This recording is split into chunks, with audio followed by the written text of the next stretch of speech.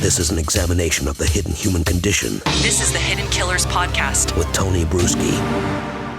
Back with Dr. Jack Brown talking about body language, emotional intelligence, and what to be looking out for in the individuals that we interact with on a daily basis, or maybe just observe on our phones or television screens. One of the things I was curious about, and I know you did not watch the trial, but there was a lot of interesting moments where you had slight nodding going on of a head, almost, and when you're looking at it, you're going, is this person, nodding like, oh my goodness, this is something horrible that they've accepted happened, not necessarily that they did it, but they are like, that's bad, or can nodding, like just ever so slight nodding, almost sometimes looking like it's not even controllable. Is that more of a sign of, I already know this information and that I'm being accused of, or is that kind of something that is kind of case by case?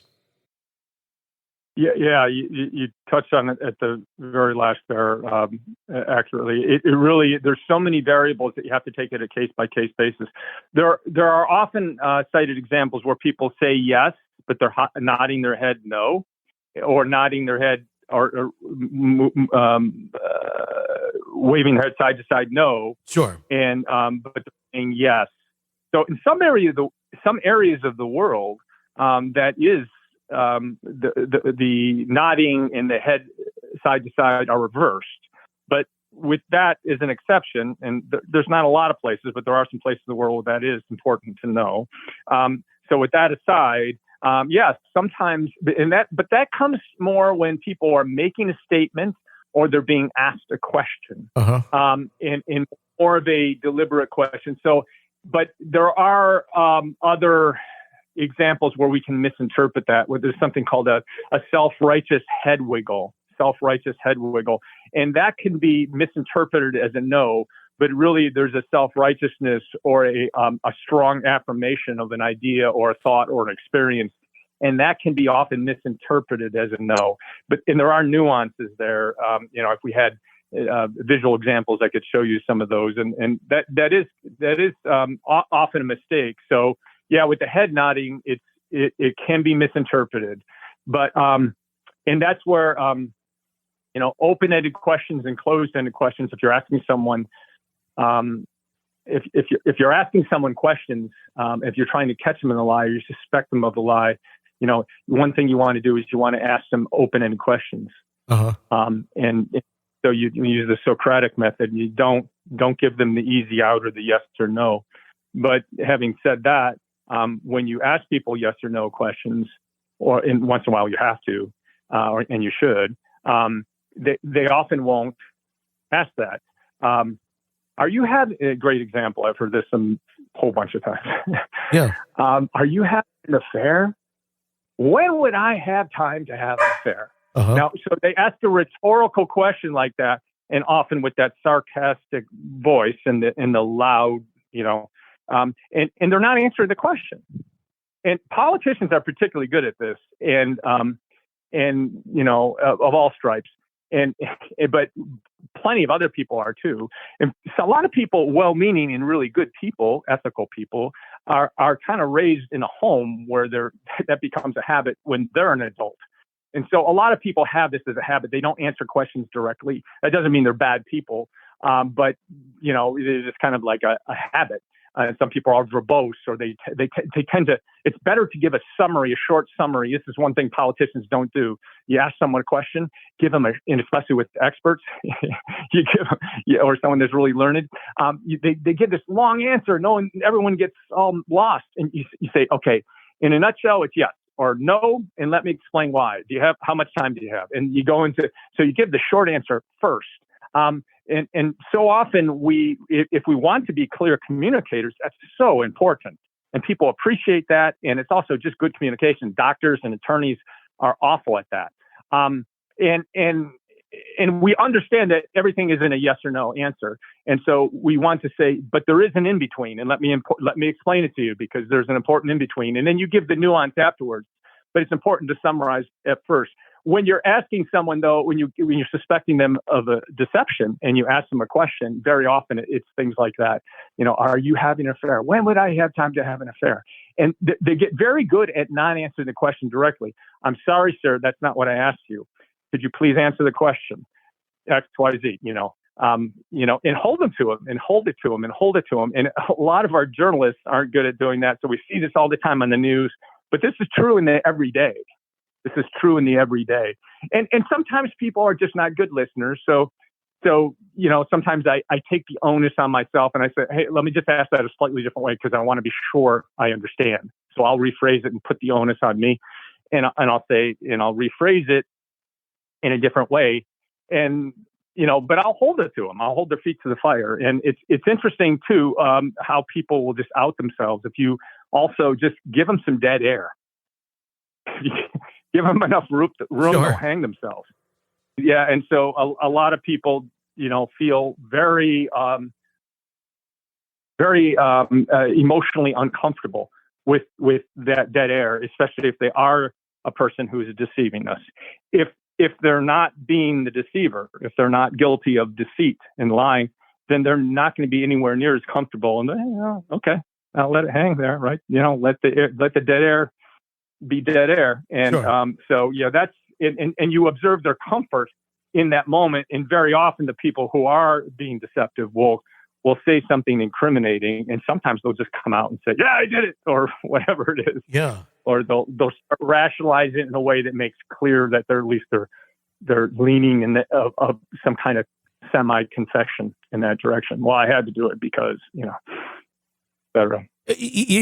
When you're in a situation and you're talking to someone and having a conversation about whatever misdeeds they may have done, and you're able to read some of these tells off of them, and you can tell there's some lies going on.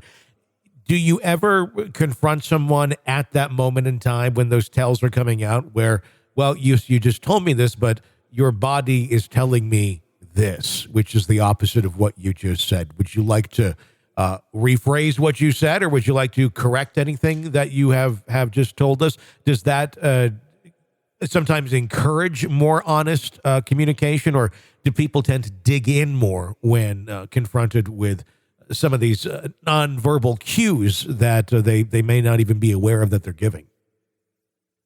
Yeah, I don't recommend doing that, and I essentially never do it. Because what you want to play a little bit, so I'm kind of dating myself here, but Columbo, everyone knows that maybe the Columbo metaphor, where you kind of play a little bit. I'm not saying play dumb the way he did it, but he really kind of played dumb. But you don't want to give your hand away. And also, you're right in that when you do confront people in general, sometimes almost all the time, they'll dig their heels in, and they'll get angry. And if you were getting someplace with the discussion, that ceased, and you won't make any more headway there. So I almost all the time use my knowledge that I gained in that moment to approach from a different angle. And again, maybe do a little bit of the Columbo thing, but not too much. But just ask them from a different angle, and do your best to be neutral on your face, to not look like you have any accusations in your words, in your tone, or in your own body language.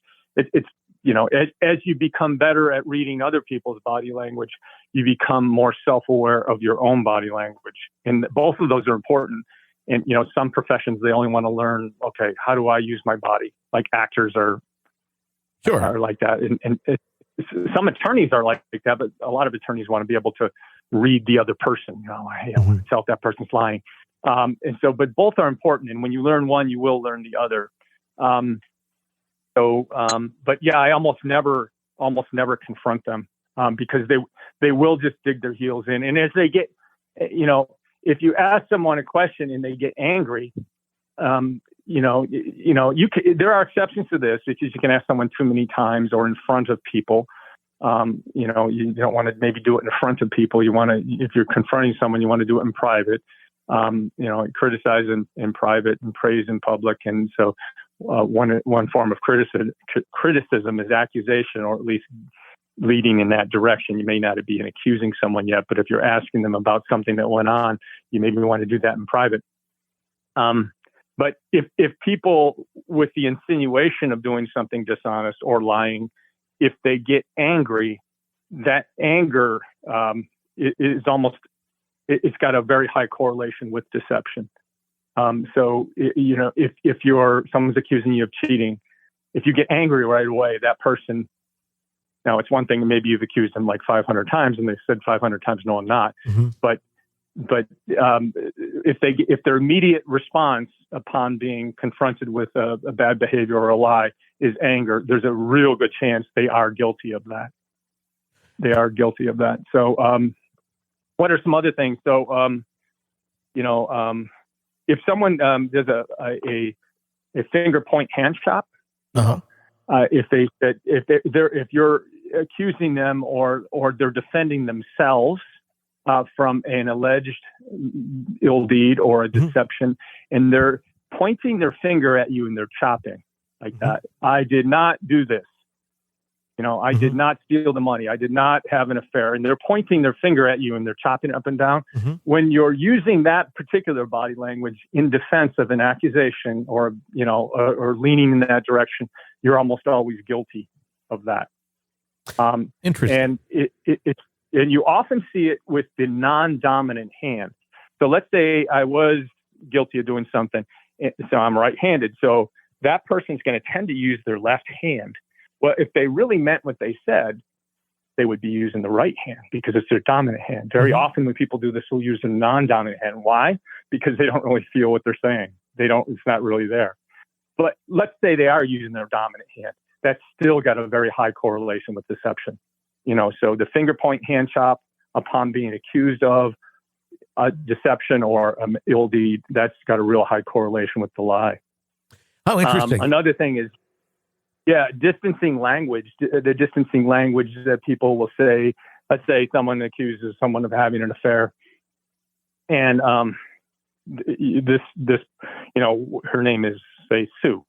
Well, I know her name's Sue, but I might use the name Miss Smith. Why didn't I use the name Sue? We both know her name's Sue.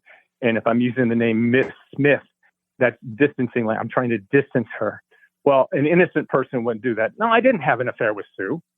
You know Sue and I know Sue. Go ask Sue. I didn't have an affair with her. And so the guilty person would say Miss Smith or Ms. Smith. If they say Miss Smith, they're even more guilty.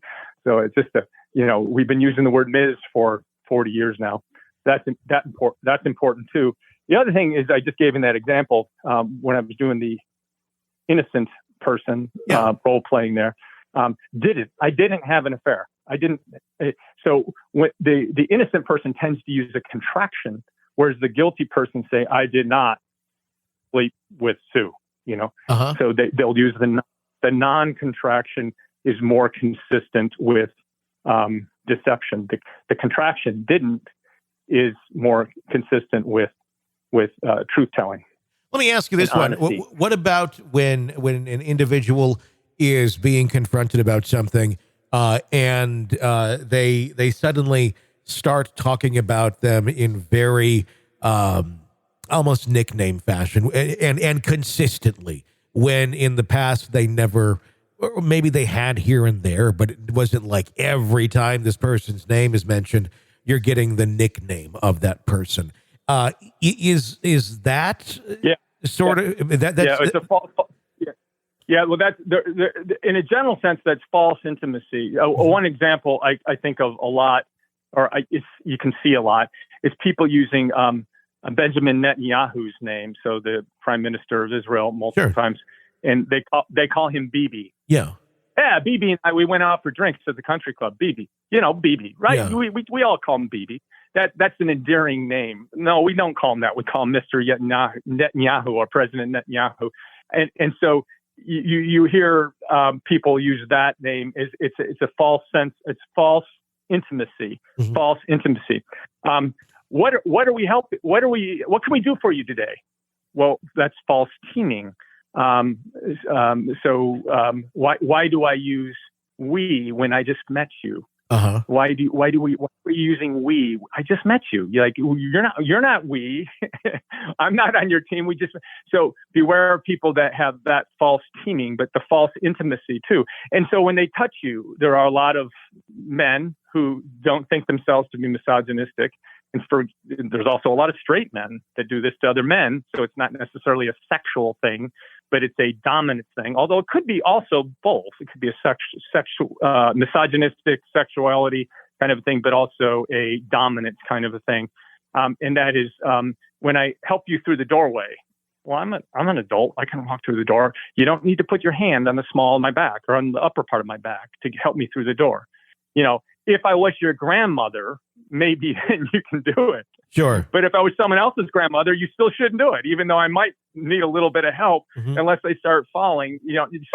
So when people do it there's a false intimacy with body language. But yeah, people use false intimacy with words and false intimacy with tone. Oh, honey, we shouldn't do that. Wait a second. Sure. Don't call me honey. And what's up with this soft, what's up with this tone of voice? Yeah. So there's false intimacy in body language, false intimacy in words, and false intimacy in tone of voice too. So all those things, beware of a person that does that, because they're trying to get you in their collective. They're trying to, those are all manipulative techniques where people try and manipulate you and make you feel like you're one of them. Politicians who point to people in the audience as, hey, you're on my team. Hey, they don't know who they're pointing to, but and then when millions of people looks at that politician who's pointing, we feel that it's kind of us, even directly. Even if we don't like the person, we still feel a little bit like that. Why are you pointing, smiling at me? Now, but most of the time, we shouldn't point at all. So, beware of when people point with the index finger, or some countries they call it the forefinger. That's almost always taken negatively. And, that's something that you want to watch. That's an aggressive person that points a lot. And they may not be lying right there, but that's a warning sign that person might be more manipulative or aggressive. They might even use a pen to do it. I invite all your listeners, to point with a pen or a pencil as a surrogate instead of their forefinger. And some journalists do this. And then just do this experiment. It's hard to have that angry face, because if you're pointing, what's mirrored in the hand tends to be what's performed in the hand tends to be mirrored in the face. So if there's tension in the hand, there's going to be tension in the face. If you turn the pen around with the clicky end or the non-writing end or the eraser end of the pencil, and you point with that end, the face will soften up. And it's funky how that happens. It's like super reliable. And so you're still pointing with a surrogate, but you're pointing with the non-business end of it. So that softens it up. But be careful of people who point a lot even with the surrogates, pens and pencils in their hand, because they're often a person who's got narcissistic qualities who will want you to sit down and listen. Anytime they are looking like they're listening, it's never to understand. It's usually just to get you to shut up so they can say what they're going to say next. So part of body language, of course, is not only detecting who's lying, who might be telling the truth, but to maybe even go one step further and okay, I don't want to work for that person, or I want that person to work for me, or I don't want to date that person, or I don't want to be next door neighbors to that person, or I don't want that person maybe cutting my lawn even, because you want to distance yourself from people. Not that everyone's evil, but you want to be able to see these things ahead of time so you can distance yourself from that person. And the person might be 2 or 3 cubicles down at the office, but at least you never want to carpool with him or her, or be alone very often with that person.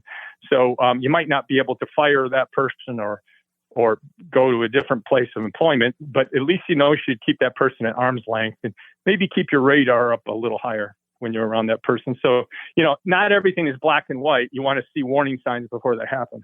This is an examination of the hidden human condition. This is the Hidden Killers Podcast. The Hidden Killers Podcast. With Tony Bruschi. Dr. Jack Brown, thank you so much for your insight into body language and emotional intelligence today.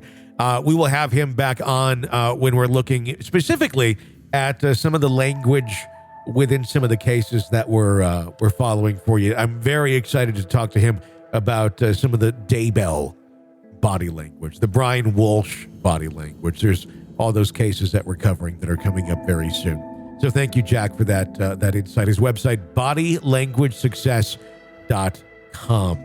You can follow me on Twitter at TonyBPod. You get an ad-free version of the podcast wherever you download podcasts, specifically over at Apple Podcasts, where you can get the ad-free one. You can sign up for even 3 days to try it for free. Check that out and help support the program. Until next time, I'm Tony Bruschi. Thanks for listening. Stay with us.